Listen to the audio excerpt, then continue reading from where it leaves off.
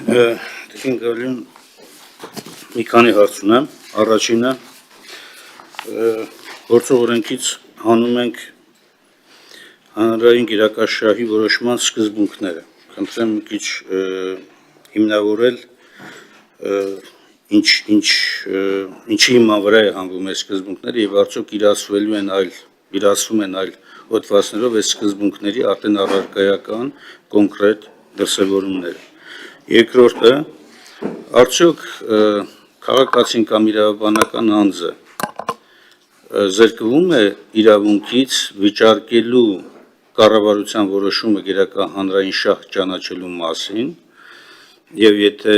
այո, ապա ինչ հիմնավորմամբ, որովհետեւ ես որքան հասկացա, կարող վիճարկել բացառապես փոխհատուցման չափը ըստ էության, բայց ոչ գերակա հանրային շահ ճանաչելու որոշում, եթե սխալվում եմ, խնդրում եմ ուղղեք։ Երրորդը, ակնհայտ է, որ ներկայումս ավելի են սրվել հարաբերությունները պետություն մասնավոր հատվածում, հատկապես գերակա հանրային շահ հասկացության ներքո, բազմաթիվ որոշումների ներքո, երբ որ հաշվի չեն առնում մի շարք հանգամանքներ, սոցիալական, տնտեսական, բնապահպանական եւ այլն, արդյոք այդ կարգավորումները, այս նոր կարգավորումները այս հարցերին անդրադարձ ավելի մանրամասը կատարում են թե ոչ։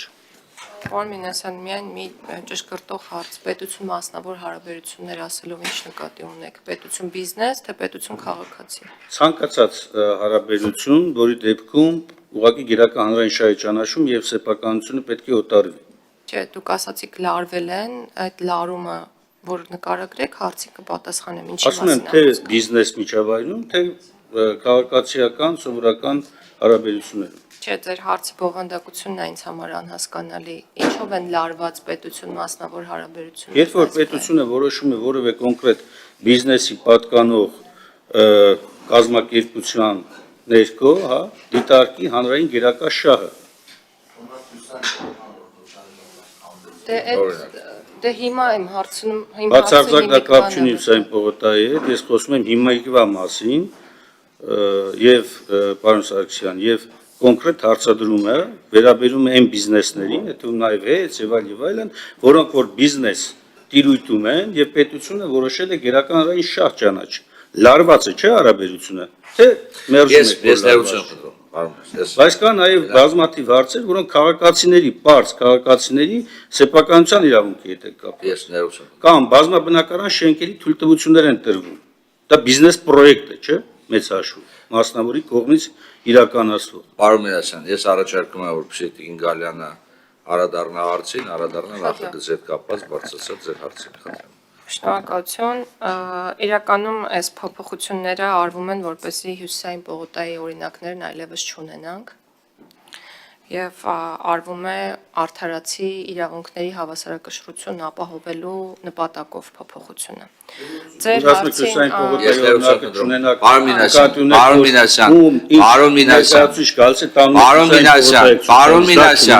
Պարոն Մինասյան, Տիկին Գալյան,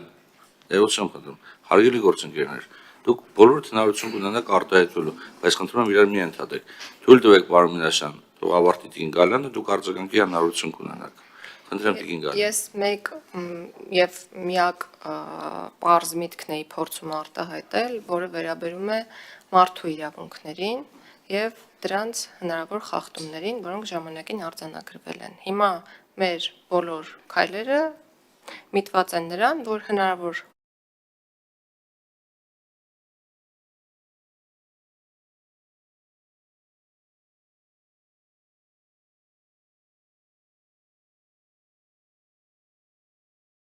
կասեցվել պարտականություն սահմանելով ձեռք բերողի համար, որպեսզի շարունակի բանակցությունները եւ նորից շուկայական արժեքի գնահատումներ տեղի ունենան նոր չափանիշներով եւ մեր տրամաբանությամբ դրանք ավելի բարձր պետքա լինեն, այսինքն փոխհատուցման նոր ռեժիմն էլ պետք է գործի, ոչ թե +15%, այլ +30%, որպեսզի քաղաքացիները ավելի հակված լինեն հաշտվել եւ նաեւ օրենքի նախագծում մի կարեւոր չափանիշ ենք սահմանել, որ նախորդ գնահատումից պակաս չի կարող լինել նոր գնահատում։ Այսինքն, եթե այնպիսի մի իրավիճակ ստացվի, որ նոր գնահատումը իր արժեքով լինի նվազ քան նախորդը, գործելու է նախորդ գնահատման արժեքը, բայց ես պրակտիկայում իրականում բացառում եմ նման հնարավորություն։ Ամեն դեպքում այս չափանիշները, որոնք որ մշակում են, պետքա բերեն շուկայական արժեքի շատ ճիշտ գնահատման, իսկ հաշվի առնելով, որ տարիների ընթացքում շուկայական արժեքները դրական բարձրացման աճի միտումով փոփոխության են ենթարկվել, պետք է որ ավելի բարձր լինեն։